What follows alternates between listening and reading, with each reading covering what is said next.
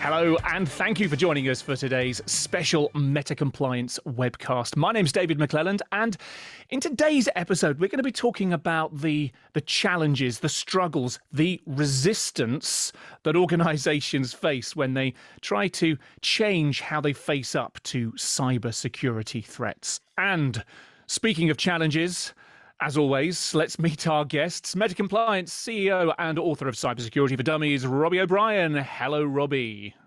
Hey, David. Good to be here. Good to have you with us. And also good to have with us today's special guest, author, consultant, CISO at ScoutBee, Greg van der Gast. You've done that quite well, actually. That's the best I've heard in a long time. Fantastic. Thank you very much. Tell us a bit more about what it is you do and where you do it. My background started as a kind of a teenage hacker. Now I consider myself definitely more in the leadership space. In fact, more, if I had to define myself as leadership versus tech, I would actually say predominantly more leadership nowadays, trying to guide people into how to use tech or just security in general, which is not necessarily a tech thing.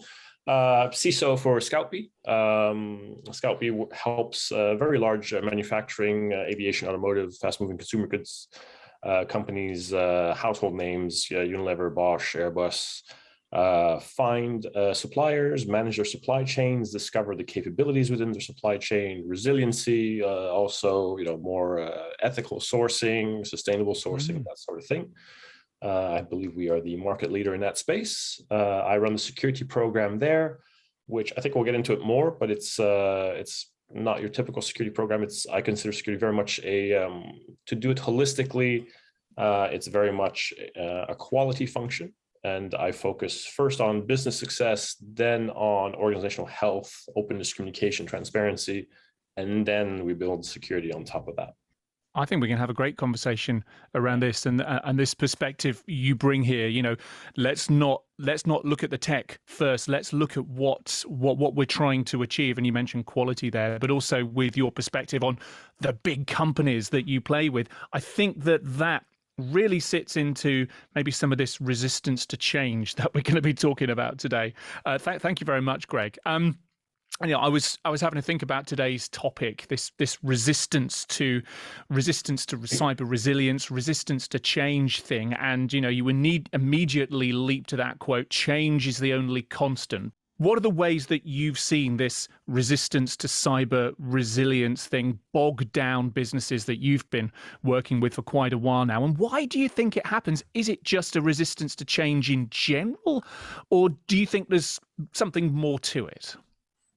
I think there's something more to it. And one of the big problems, David, is that it is pretty difficult to achieve this type of change. When we're talking to clients, they say we're looking to change the security culture of the organization. And sometimes the way it's said, or we're going to improve the security culture, it's sort of like a flippant phrase, but in it is the seeds of difficulty, which is culture. Anything that seeks to change culture within an organization where there are so many change initiatives is something that is pretty damn difficult. And I think that if you go back 20 years, you'll find that the people that are doing the jobs in all of our organizations weren't receiving quite the number of inbound communications from the organization. We just didn't have the myriad of comm systems from Teams, Slack, email, intranet, SharePoint sites. Where do you go to get the information? And basically, this concept of changing cybersecurity awareness is take a ticket and join the queue for all these comms that are going out to humans. So that's number one. And then I think number two is cybersecurity is not a natural fear for us. I think when you look at it, let's say from a browser, the browser comes up and says, "Do you accept these cookies?" And being in the industry, I methodically go through and change what I'm prepared to share and what I'm not. But I'm the only person in my family. Everybody else just goes, "Yep, you can have whatever you like." And so it is this sort of ulterior threat. And I think that, combined with a difficult way to get to our users, really makes this a problem. And that is a latent resistance within the overall ecosystem. You know, you mention all of those different inputs, the different pings, the different notifications that we get in our work environment. In a way, I think that mirrors what happens in the real world as well. You know, over the last 20-year cycle of technology, since smartphones and laptops and the internet and everything else has become a thing, it's that little bing, it's that little red badge with a number in it that's kind of become one of the defining things in terms of grabbing our attention. We see that in the workplace, but with so many different things, it's competing. But Greg, I think it's not that organizations don't feel that they want to change. You know, I mean, you correct me if I'm wrong, and you too, Robbie, but I think that most organizations recognize the threat, particularly over the last half a dozen years, that is banging on the door. But it's often that there's a lot of, I don't know, it's that challenge of attention, but there's also a lot of baggage as well. So how do you start to turn that intent to change to some sort of real traction for change, would you say? I think I'm actually going to refer back to the quote. Like, so the first step towards change is awareness. I think we think in security because we've got the security blinders on. We don't realize that we're maybe not thinking as holistically as we should. People aren't aware as to why they need to do these things. We're making people do security awareness training, but they don't necessarily understand. It doesn't come natural to, like Robbie said, where why are we doing these things? And therefore it doesn't go down. It doesn't get digested. And the other thing I like is culture. Like it's you can't just do security culture. You have to have a general culture of openness. And example, it's first Monday of the month, so we have the 6 new starters this morning. And I insisted on we do onboarding for all the different departments, and I insisted on speaking to them. They asked me, the company, like, do you want to do a recording or something? I was like, no, I want to actually meet these people. I want to speak to them. I want to get to know them. And I started off with, I'm CISO security. We have some training and some acceptable use policy. That's boring. You'll deal with that later. I want to get to know you. I want to explain why we do this. I want to tell you a little bit about the company history. It's not all, rainbows and unicorns. We have some difficult challenges. There's been a huge change in leadership. We're in a much better position now. There are some remnants. We've not always communicated the best in the past, being very genuine with them. And that immediately builds that connection. Like, by the way, there's the awareness training. If there's anything you think is silly, let us know about it. Don't be afraid to question. So immediately they have someone that they know is honest with them, genuine with them, cares about them, wants their feedback. Then when you get training from them, it's not just some random training. You already have a human being associated with that. You have a relationship associated with that. So they're much more likely to take it on. And I'm much more likely to get positive feedback to improve on it and how I deliver that. So that element of culture and connection, I think, is really, really missing. So that's one reason why we have resistance. There's something else that you said that, technology. Everyone is using technology nowadays. Like you said, this huge explosion in technology. No one actually knows how it works. we go out of our way to make it as simple as possible. Like, I see kids on phones nowadays, and they're like and doing 4-finger swipes and activating all these features. I have no idea that it was even on there. But you ask them, what's an IP address? They don't know. They have no idea how this thing communicates. They know how to use it extremely well, but they don't understand the inner working. So they don't have any way of relating to the negative things that could happen to it. And I think that's back to that awareness piece where people don't know. And you either have to explain it to them, all of it. So you have to educate everyone to be an expert in IT, which isn't going to happen. Or you have to build a relationship of trust of, I'm doing this for a genuine reason. Robbie, I know that you've spoken long and hard also about security as a differentiator for your business. And there's lots of different ways in which that can manifest itself, isn't there? Whether you're pitching to pitching for new business, you can say, hey, I'm ISO 27001 and all the rest of that stuff. That's good news. And if you've got engaged employees who are wanting the right thing for your organization, then you would hope that would get them on board. Okay, so from a differentiator, I think that one of the realizations that we've all had as a result of the pandemic and the shortages thereafter is that the supply chains that we all exist in are just crucial to the existence of your organization. And so therefore, the companies that you contract with have to be as good as your level of security and up the chain as well. And so for the last 10 years, really, we've seen an enormous increase in the amount of information that a new customer will want from us vis-a-vis what our security procedures and postures. And I think that it's part of living in this new digital world, and with everybody involved in digital transformations. A lot of people talk about, security by design, but in a lot of cases, it's an afterthought. And one of the things that are really an afterthought is how do you bring your people along with you? But if you can do that and you can evidence it, for example, ISO 27001 or Cyber Essentials or whatever way you can evidence it, it gives you a position that that it's a real issue for your customer. And if you get it on the table, then people that don't have a clear vision of what they're doing with this will be at a disadvantage. And I think, again, go back to that, we're at DEF CON 2, I think it has increased again. And I've always found that if you can provide a real asset by way of processes or IPR or whatever to your organization that helps them acquire business, that is one of the most important ways to get executive buy-in, to get the commercial people on board. And I remember it used to be the same back in the day with ISO 9001, the old quality standard. Or it's not the old, it still is there, but you couldn't do business without having ISO 9000, and it was the bigger companies really went down that road, and everybody followed because it was table stakes.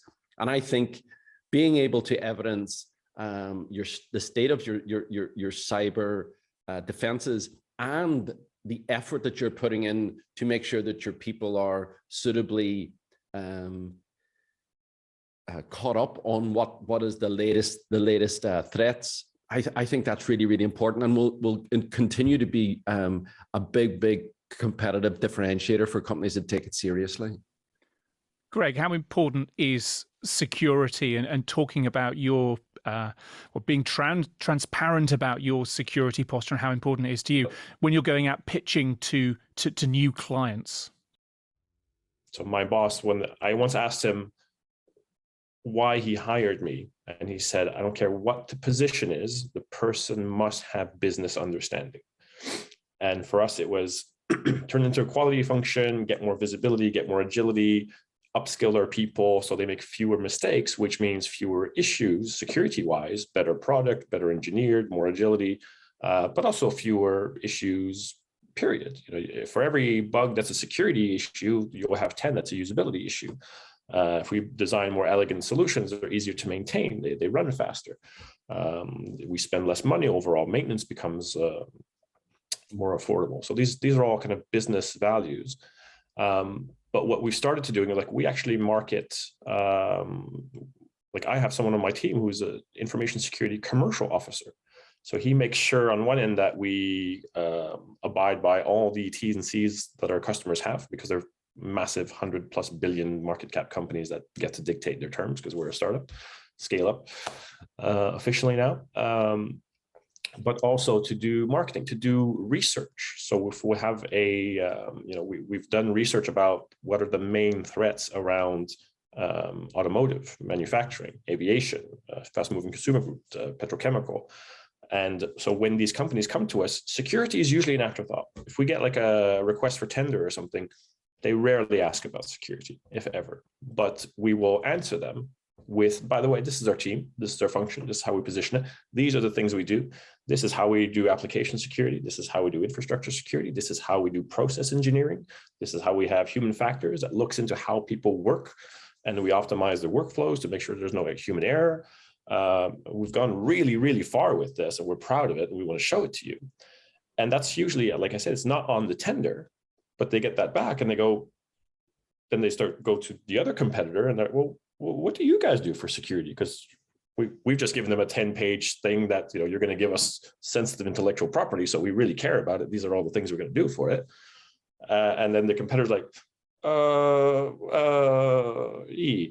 and then all of a sudden, security becomes a priority. Like we've made them aware of how important it is, because quite often they internally treat security like a silo in IT.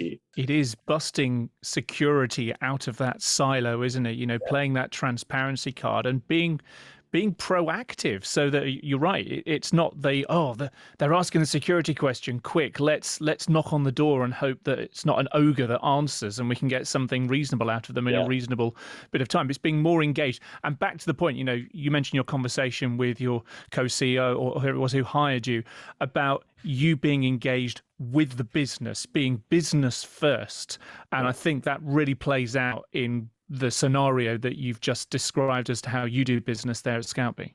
Yeah, because I think I did a talk recently. Like I think like everything is risk driven, but it should be business driven. How do we enable the business to do things in a safe way, as opposed to just not being engaged and just being part of that process where we say no at the end because you haven't done all these things?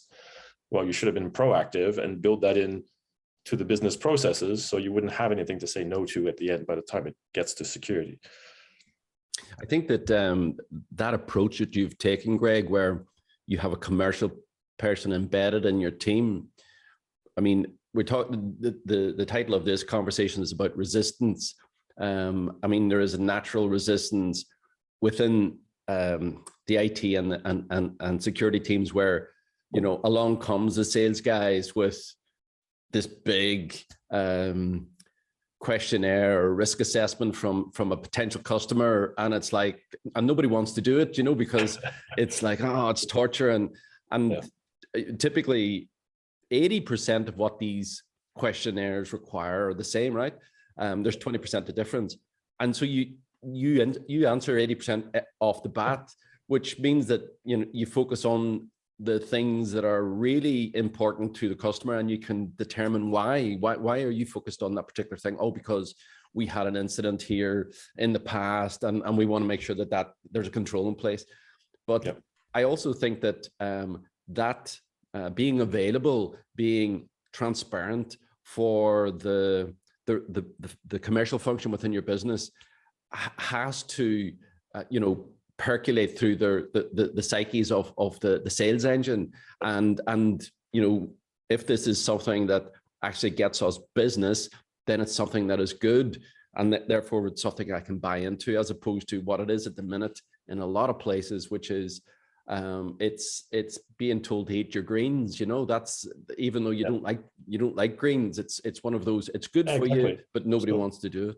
Like Mike, our commercial person, he sits with sales, he has a meeting with them, he educates them about what it is we do, how to do this. You know, we're working on getting involved at the very beginning of a deal, so that if there is that, you know, that extra 20% that deviates that we have to do some preparation for, we can do it while you guys are doing other stuff on the deal, so it's ready when you get to us, and that needs to be answered, as opposed to it, you know, being on the critical path and then you have to pause while we research this for a few days.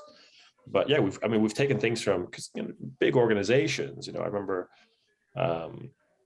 it taking probably 3 to 4 weeks to answer some of these questionnaires, because you're looking at like massive multinationals. So it was 3 to 4 weeks a year ago. Now it's 24, 48 hours tops. So that helps. And all this business focus helps endear you to management, because they see you as, you're not a cost center, you're actually a collaborating member of making, you know, business, of reaching business success, basically. And that gives you the support. They understand, they see actual value in why you have the security program, why you have this awareness program. because it's not just awareness, it's upscaling the workforce, increasing productivity. Getting that support is so important to then be able to actually engage people. Like if people are told by their managers, oh, don't worry about the security training, you're not going to get much traction. But if the VPs, directors, managers all get this message coming down, like, this is helping us close some deals, this is helping us speeding up deals, this is helping us differentiate ourselves, this is giving us extra talking points that our competitors don't have, that helps. It gives people that extra reason to want to take the training. You also mentioned that a lot of the organizations that you work with are these behemoth organizations that many of us are familiar with. And a feature of those big companies is, and I've worked there as well, individuals can often feel anonymous, and middle management can often feel anonymous as well, and there's an awful lot of that. I've also worked in small companies, startups, where everybody is visible, and there's this feeling of collective accountability that really feels so different to working in a big 3-letter, 4-letter named company.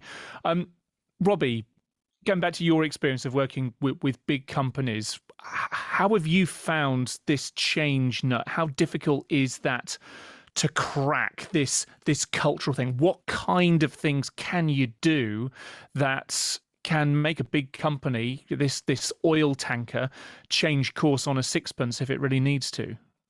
And I think changing course on a sixpence can happen. We saw that in the pandemic, where we went from offices. So I think that's the thing that has maybe evaporated.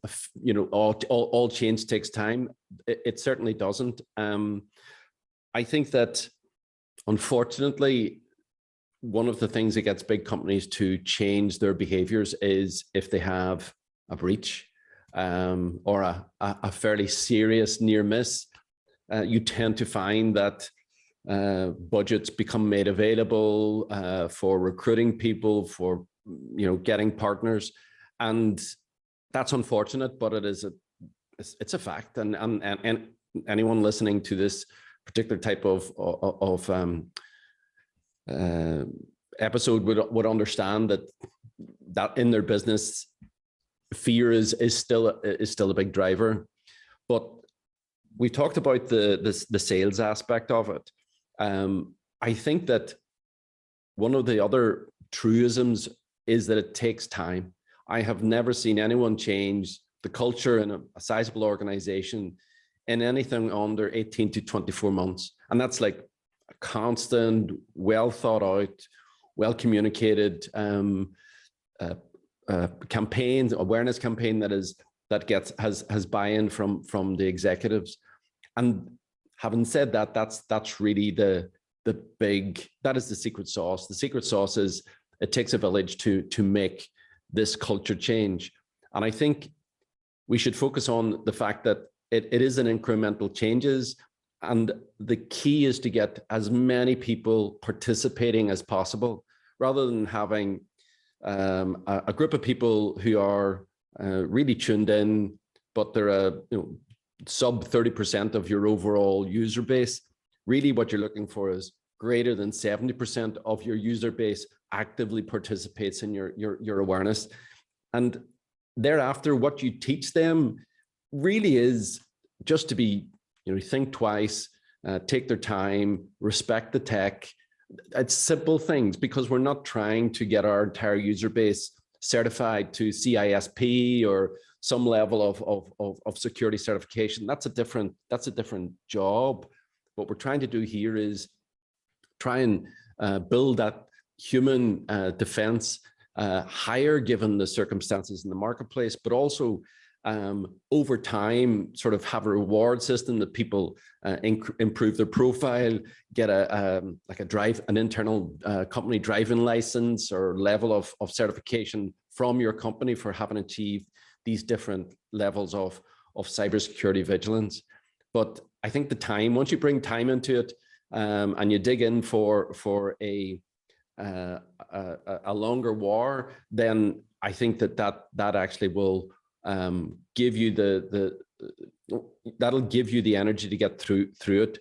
one of the biggest problems with change initiatives or awareness campaigns is that after about 6 months, they just run out of steam. And it's really hard to get them started again because you've just proven how difficult it is. Greg, what are some of the ways in other companies that you've worked in? You mentioned that you've been on a journey in your working career to where you are right now. But what are some of the ways that you've been able to effect change even within larger organizations?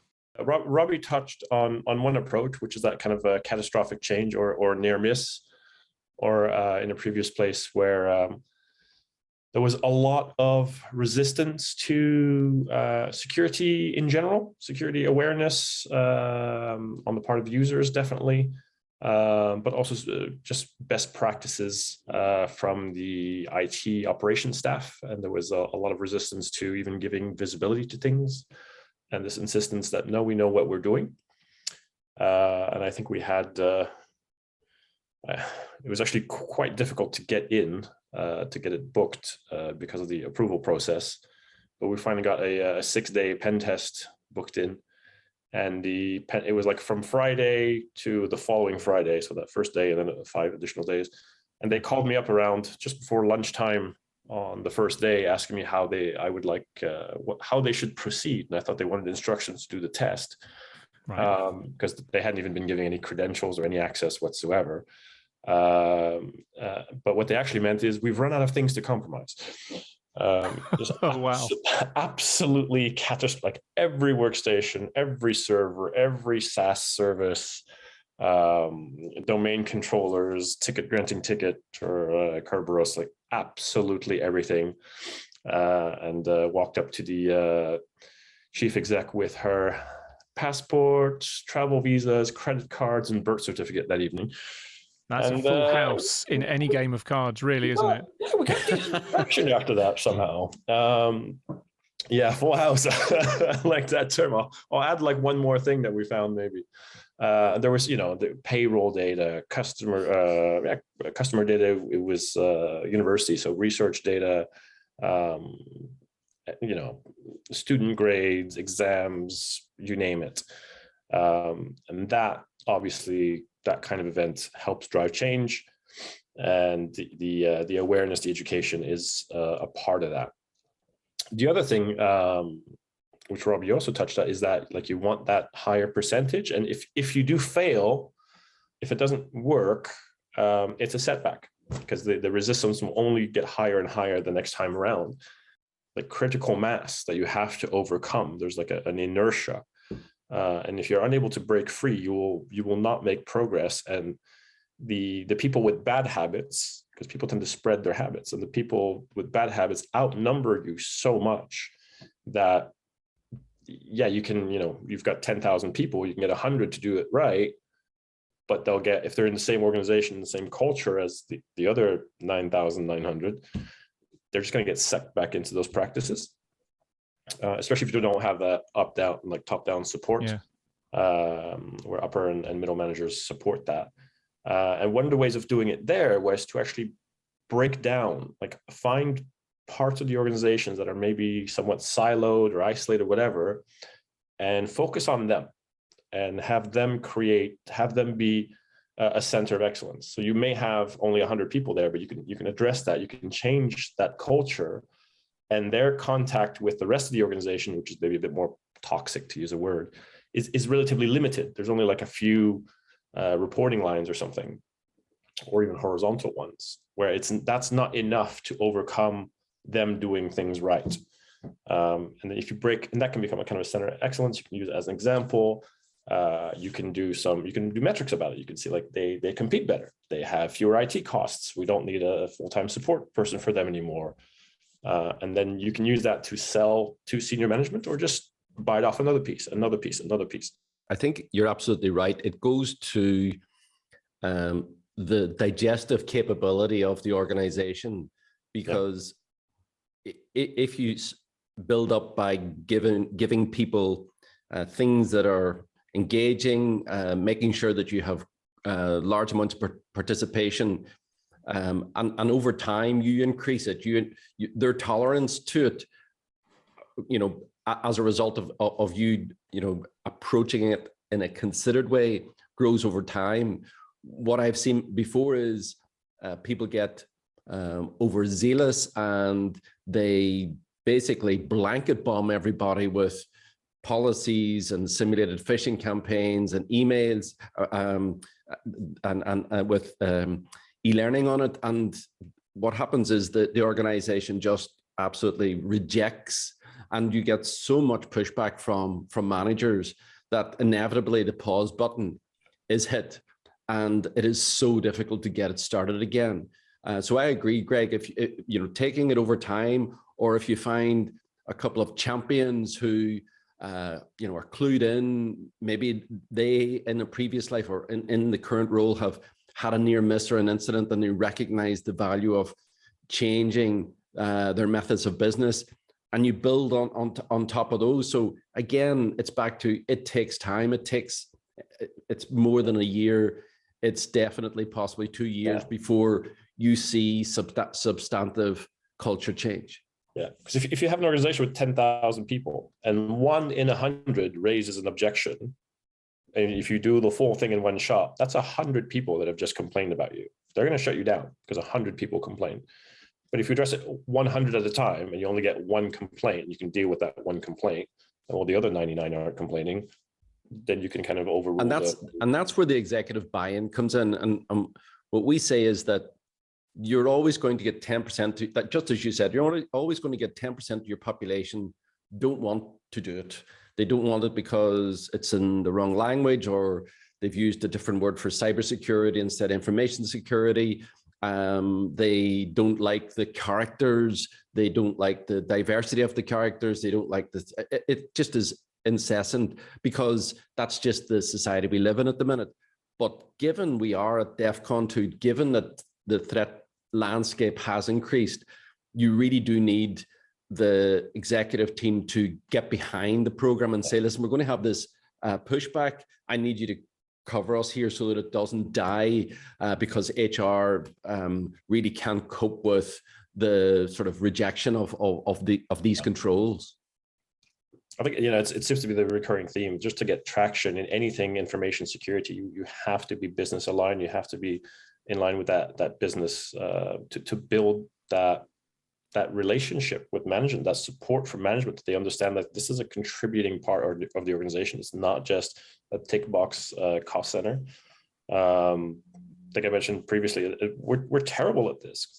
Like I mentioned this to you guys before. Like, was at a conference a couple of years ago with CFOs, COOs, CEOs, and they asked, board level, not just C-level, but board level, and they asked them what the number one reason was for them to fund their security functions.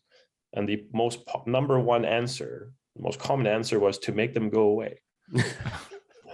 It's just like, it's a great line.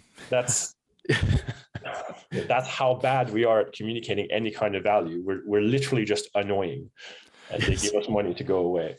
And that needs to change if you're ever going to have, you can get money, you can buy a bunch of toys, but are you ever going to win the hearts and minds? Are you going to change behaviors? Are you actually going to even get the visibility of the organization to even know that you're protecting everything? No point in building a wall around something if there's gaps in it. So that's absolutely. I think the other thing, Greg, is a tick box process, tick box exercise in regard to trying to, I've sent out the email with the training on it to everybody, but only 15% have taken it. What can I do?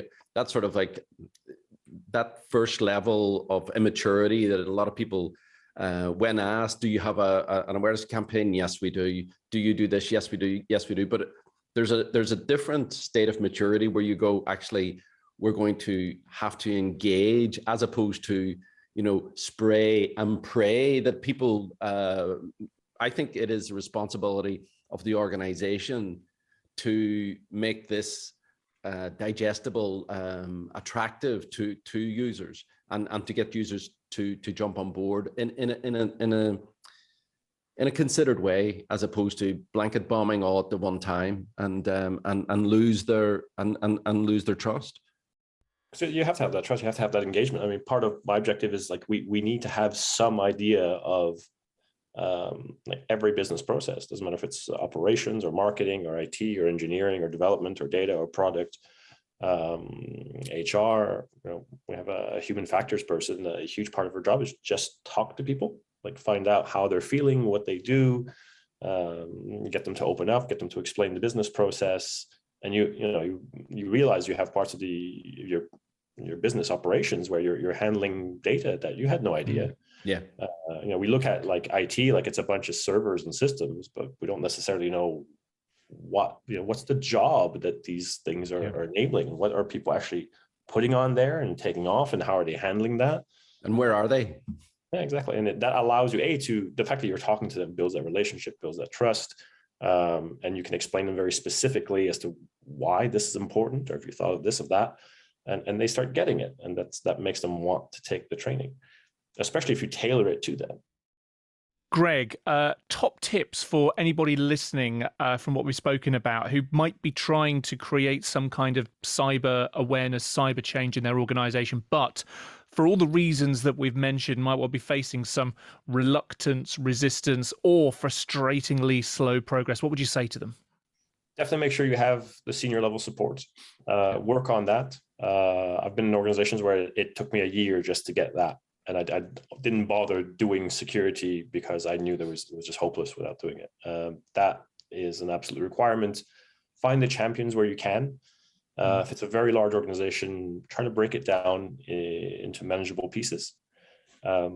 Engage with your people, understand what your people are doing, to be able to speak to them, to make training relevant.